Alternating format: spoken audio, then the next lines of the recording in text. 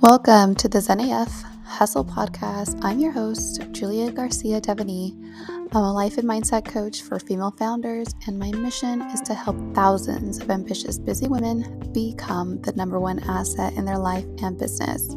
Tune in as I share with you the behind the scenes of my own ambitious journey and help you bring the Zen back into your hustle so you can create the impact you desire and truly love your own ambitious journey as well. Welcome, and let's get into the episode. Oh my goodness. Happy day. How are you guys doing? How are you feeling, my ambitious babes? I hope you are doing well. I'm happy to be recording this for you today. And I've been thinking a lot about this term of endearment that I have for all of you, and really questioning whether I like it or what, right? Which is ambitious babe. And I've been wondering, is like the boss babe, girl boss, kind of era, just really outdated and such. But what I decided is that I'm just going to fully embrace my millennial status and the fact that I still really love that term of endearment. I call everybody babe for the longest time. If I don't know their name, they're a babe, right? Whether it's a guy or a girl. Obviously, I try not to call any guy babe these days, but I definitely still reserve it for all the gals that I meet and I don't know their name. It still comes very naturally to me. I also think it's very intentional in the sense that, we keep it fun, we keep it light around here, and I love making personal development fun. And it's not to say that we are not serious female founders and go-getters and self-starters, right? But we get to have fun, we get to be playful, and we get to be endearing towards each other. And, I love that for us. So I think it's staying, but I would love to kind of hear your thoughts on it. Anyway, that's a side note. As far as an update, your girl has been, how do you say, being basically on vacation this week because the girls have been gone and my hubby has been gone. They're in Canada visiting grandparents, and my husband is out there for work. So he just took them and gave me some time to myself. And, I really prepared myself mentally for this time. I didn't have any, strict plans or anything like that. I just had the intention to really just prioritize some of the things I don't necessarily get to prioritize when they are here. Like when they are here, my whole life revolves around them, their routine, their schedules. And so I knew that there was going to be moments where, I didn't even know what to do with myself, right? I would just have free time. I would be by myself.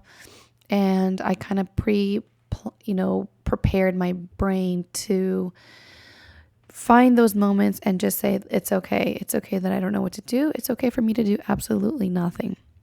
And so I, was curious to see how it was going to go. I knew I was going to miss them. And lo and behold, I did.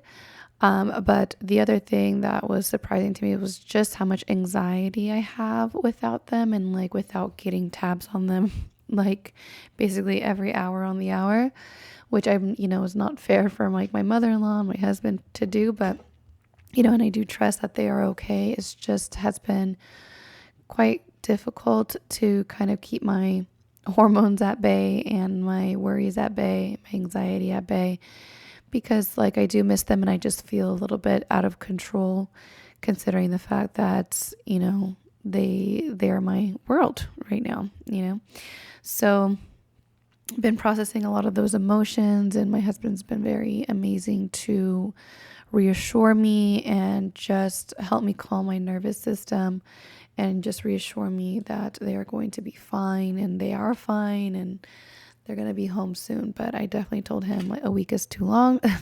Probably never again. maybe a weekend would be more than suffice.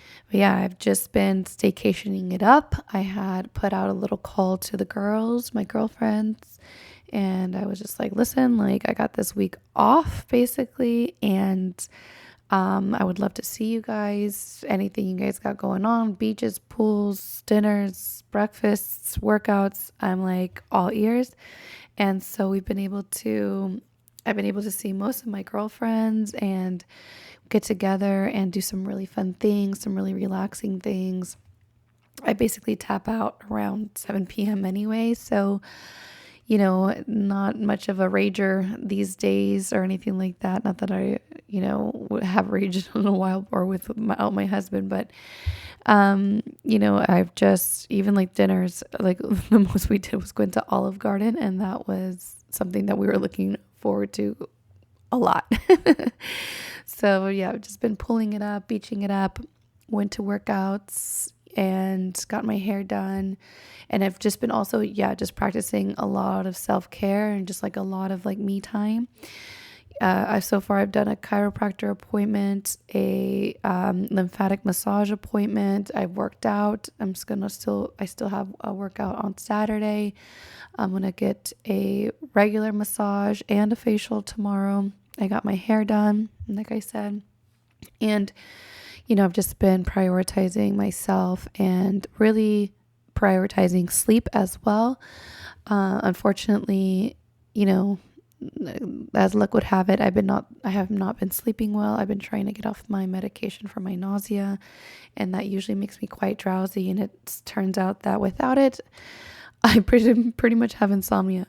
So if it's not like, just not being able to fall asleep on my own or getting woken up by allergies, it's safe to say my sleep has been not the best this week, which is really, really unfortunate. So hoping that, levels out a little bit.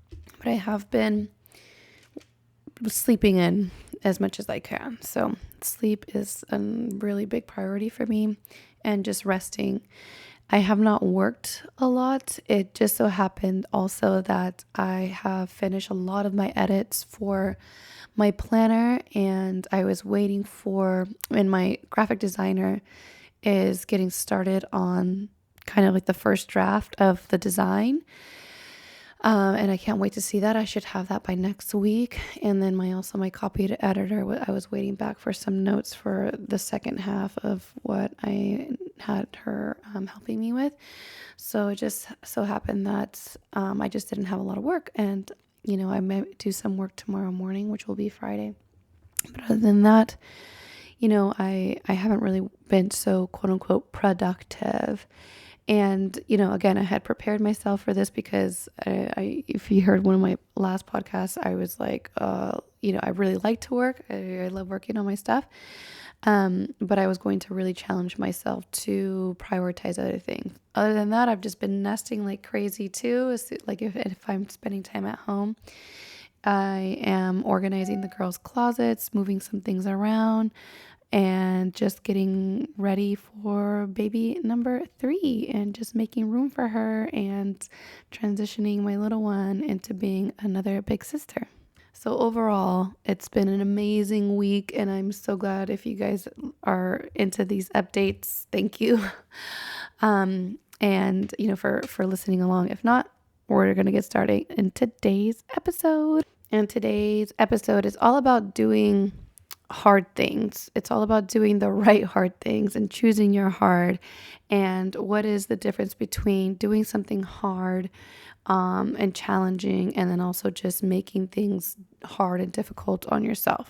It's not only something that I have been going through, as if you guys have listened to my most recent episodes, it's not just something that I've been going through with the creation of my planner and, learning this whole new skill of writing in this specific way where it's, for the masses, and it's not just creative writing. It is more structured and,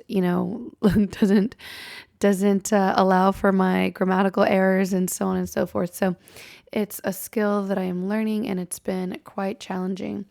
And I also bring it up because I coached someone recently, I think maybe a week or two ago, and she was also kind of going through the same things and experiencing the same challenges where she would sit down and it would just be so overwhelming in terms of, how she felt and the things that she had to do. And it was kind of like, lo and behold, it wasn't necessarily the things that she had to do. It was more so the things that she was thinking while she did them, which was like, nobody's going to like this. Do people are even people going to want to read this? Just kind of really questioning herself, questioning her work.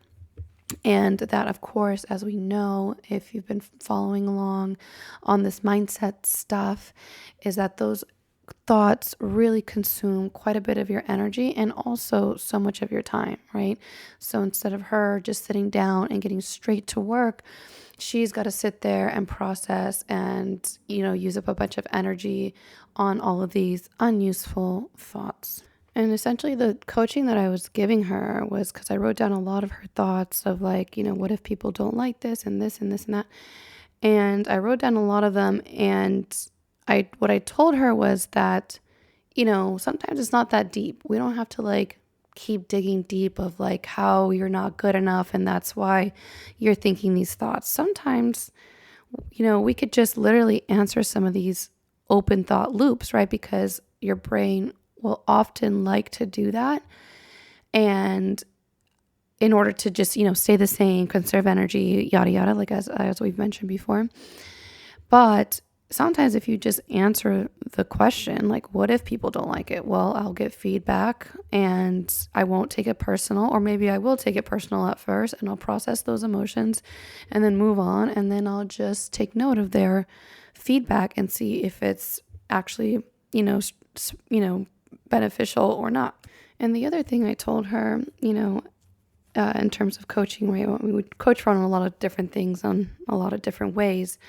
And it was a group coaching container, so I wanted to give different ways to coach on the same thing, right? Just in case people were struggling with different things.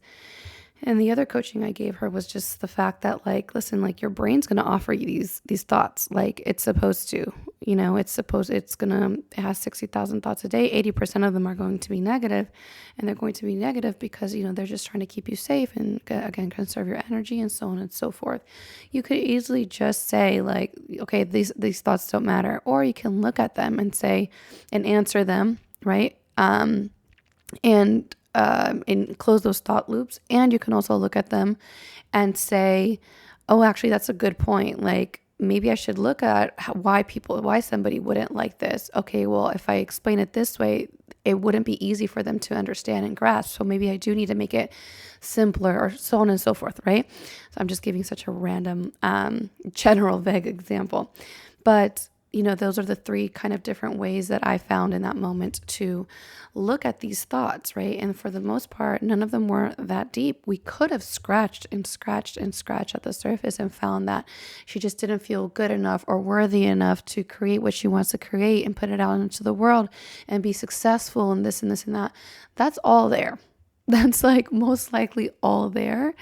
And it's there for like so many of us, but to scratch the surface that much, sometimes it's just not useful. Sometimes if we could just get through those thoughts in one of those three ways that I mentioned, we can actually take the actions that are necessary to disprove and any kind of limiting beliefs that we have, and actually give evidence to new beliefs that we are capable and worthy and deserving of creating something amazing that people will love and enjoy and be super impactful into this world. So we were talking about that and how the thoughts are kind of what make it challenging. And then I also told her, like, maybe you are doing something hard. You are doing something difficult. You are extracting, something from your mind and trying to put it into this project. Like, for instance, like my planner, that was all very difficult. Like, I had to extract these ideas in this process from my brain in the way I've done it and really think and then put it into words that everybody can understand and relate to and actually implement and actually get like an amazing transformation from just words, and like that is difficult. Like, so I told her to acknowledge, the fact that she is likely just doing something that is indeed challenging. But at the same time, it's like we can choose our challenges. We can choose to say, okay, I'm doing this thing and I'm taking action, and that is challenging. Or we can choose the other challenge, our other hard of like never putting it out, right? And living with ourselves and convincing ourselves that, it was not meant to be, and it was not, and we were not deserving, and it was not worth it. And like, it was going to suck anyway or whatever. And we have to live with that, almost regret, right? And that would be hard as well. So the other component was like also that we are choosing our hard essentially. And she brought up something amazing, right? That is nuanced, and you wouldn't really know unless you are also this person who, isn't afraid to do hard things. But then, she was questioning like how much of it is hard, and then also how much of it am I just choosing to struggle because that's what I'm used to. And I was like, girl, you do not know who you're talking to. I was the struggle queen. I really felt like I uncovered this thought recently where it's like, and this belief really, that's pretty deeply rooted. It goes back quite a bit. That, in order to really make money or be worthy of whatever, like I have to struggle, right? It has to be laborious, like I don't know what the word it would be, and I'm just making up words now because my pregnancy brain's like whatever, but it would be it would have to be labor intensive. Let's just use that word; it's safe. But laborious, that's a cool word, no? And so I had her really look at like what is hard and how, like, what is challenging and what is a good hard versus a struggle hard, right? And I actually coincidentally had just written a post about it because, again, I had been going through the same thing. And the thought that I helped her, I had her borrow because it was the thought that was getting me through my own project was like, yes, I am doing hard things. Like I acknowledge how I was feeling. I acknowledge the truth of it, right? It wasn't just that I'm just like, oh my God, like this is so hard. No, it was like, it's truly challenging for me. I'm learning a new skill and, doing all these things that, are, very important to me. And that is hard. And I know that most people don't like to do hard things. It's why all of their dreams stay and live in their heads forevermore and die in the grave with them sometimes, right? Most people don't go and do hard things. They don't risk anything. They don't put themselves out there. They're not willing to fail. They're not willing to learn. They're not willing to do it again. So I know, right? Because especially because of the work I do, that most people are not doing that, right? So I know that if I push through that discomfort of it being hard, I will have already kind of beat out, not that I'm in a competition with anybody, but I will have already beat out so many people that usually quit at this point. And I just decide if I want to be the kind of person who keeps going, who sees it through, who actually creates the things that they say that they want to create, right? And so I tell myself in that moment, this is when most people quit and this is when I keep going. And I let her borrow that thought, if it was useful for her, and I offer it to you guys as well. And I think the reason I like to I like say these things, and really highlight and not beat around the bush that most things that you want to create that are of anything of value, right, are going to be on the other side of a lot of discomfort and doing hard things. And I pick on the world of like ease and flow and manifest and things just happen or whatever. I pick on those kind of like marketing things because people are using those things, those words, that promise, right, for a way for people to sign up for their thing or buy their thing or what have you. And so I really want to put out a real narrative of like what it really takes to create something amazing. And I just genuinely have studied so many successful people. Like rags to riches stories have been my like greatest love since I was like so little. And so I do not know one of those stories that did not come with some kind of hardship, some kind of challenge, some kind of discipline, those internal like resources that you have to develop in terms of your character in order to achieve success. So those internal resources are just as important as the actions you are doing in order to create success, right? So I just don't, yeah, like I don't know anybody who has created anything. And even the people that are preaching this manifest and again, nothing wrong with manifesting. It's just that, again, it's like there's just a um, what is the word? My pregnancy brain, Lord, misconception to the word that you don't actually have to do anything. But actually, if you know anything about manifesting, one of the main ingredients is inspired action, because we are in a 3D world and we are in a material world and we are human beings that need to create energy and move and create things and manipulate and do ultimately, right? But anyway, it's like these people that preach these like ease, flow, and just sit there and do nothing. I'm sorry, but they did the same thing. They grinded, some of them, they hustled, they created things, created movement, and they did things, right?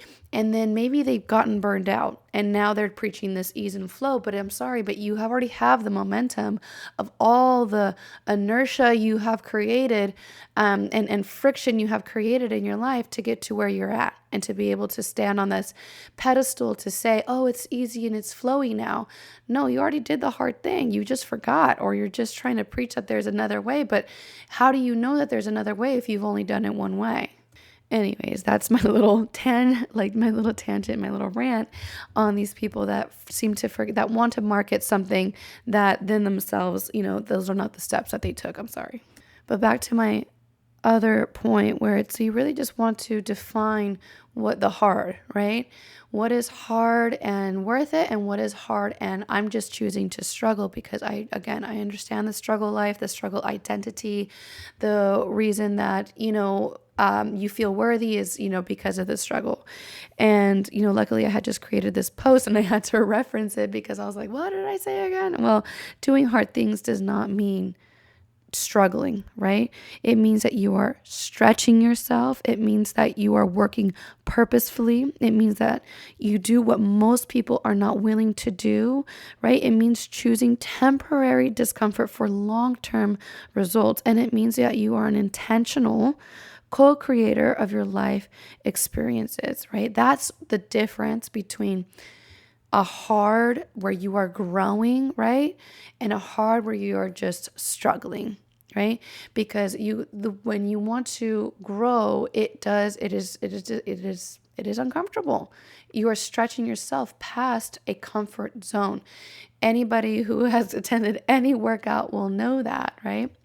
But you have to know when you are choosing just a temporary discomfort, right? Where things are uncomfortable, a little bit uneasy, a little bit hard, a little bit challenging, whatever you want to call it, and saying, this is going to have long-term results. And most of the long-term results is that you just become a whole different person with a different capacity than you had before, because again, you had stretched and challenged that capacity. So I guess there's really 3 ways to choose your hard. You either choose the hard where you don't actually create what you want to create and you go throughout your life just trying to, soothe yourself and that choice. You choose the hard that, is temporary and stretches you and grows you in the most amazing ways. Or you choose your hard where you are doing what you want to do, but just making it so much harder on yourself because of those same limiting thoughts that you have, that, it has to be hard and this is the only way that you'll be worthy of anything amazing. I don't know about you guys, but for me, option number 2, I'll take door number 2, sounds the best, and it sounds the most easeful, and it sounds the most joyous, and it sounds like, that person will really enjoy their journey and be able to not only achieve what they want to achieve, but really feel good in the having it and getting it. And mindset is the thread through each one of these options. Because ultimately the circumstance is work, let's say. Let's say it's the project or the work or the thing that you want to do. And ultimately, it's the way that you think about that circumstance, that project, that thing, whatever the goal, whatever it is that you want to accomplish, achieve, create, how you think about it, how you feel about it, and ultimately that's what's going to affect the actions or inactions that you take from it and getting you the results that you want to get. So option number 1 is likely choosing the thoughts, I'm not good enough, I'm not worthy enough, wasn't going to happen anyway. They're feeling regretful. They are not taking action. They are using most of their energy to make up excuses for why they're not doing what they're doing or what they wanted to do. Option number 2, this person chose much better thoughts. They said, this is hard, but I'm going to do it anyway. They said, this is worth it. This is going to be impactful. I'm so excited to bring this to the world and to create whatever it is that I want to create or do whatever it is that I want to do or achieve whatever it is that I want to achieve, right? They feel purposeful. They feel compelled. They feel excited. They feel joyful on their journey. Option number 3, this is just a lot of resistance because they're thinking, I really want to do this. I'm going to do it, but it's probably not going to work anyway. They're thinking many contradictory thoughts in this way and feeling 100% conflicted. They're not feeling motivated all the time. Their motivation stops and starts, including their momentum. They get going, they stop, they get distracted. They let other things be a priority in their life, other people be a priority in their life, and they lose sight of their goal, and they find their goal again, and they are, again, just in and out, right? 1 foot in, 1 foot out, moving forward, moving 3 steps back, and, just feeling a lot of resistance and a lot of stagnation and a lot of stuckness. So I do this to highlight, to see where you are in terms of creating your goals, achieving your dreams, creating whatever it is that you want to create, do whatever it is that you want to do, accomplish whatever it is that you want to accomplish in terms of goals, projects, whatever it is, right? So that you can see where you are at on this journey, where your mindset is on this journey, how you are thinking about things, how are you feeling about it and about yourself, and how you are approaching it, and the actions you are taking, the inactions maybe you're not taking, and ultimately you can look at your results for that. What are the results that you have in front of you, and how long have they been your results, and are you wanting and willing to change that? It doesn't matter if you're in option 1, 2, or 3. I want to tell you guys about an offer that I have, a very recent offer that I've created. It's a 30-day program that I have. It's one-on-one, and I've curated 4 very unique sessions in those 30 days to really get you from being a dreamer to becoming a doer, in terms of all the goals that you want to accomplish. So I'm really excited about it. If you want to hear more about this offer, definitely reach out to me at Julia Garcia Devaney, and I'd love to speak to you more about it. You can book a consult call and we can talk about you, those goals, what's been holding you back, or maybe maybe you're on the right track and you want to even catch more momentum or just feel better on that journey. So whatever it is, option 1, 2, or 3, mindset is part of that equation. And definitely these 4 unique and curated sessions, one-on-one sessions, along with the 30 days of just support and coaching, is going to make that goal as good as done. It is inevitable. It is already accomplished. You are already on your way to creating everything that you want to create. So I'm super excited about this program, and I can't wait to hear from you if this sounds like it's for you. All right, my loves, I will talk to you soon. I hope that you have enjoyed this episode. If you have, please leave me a positive review, and I'd appreciate it so much.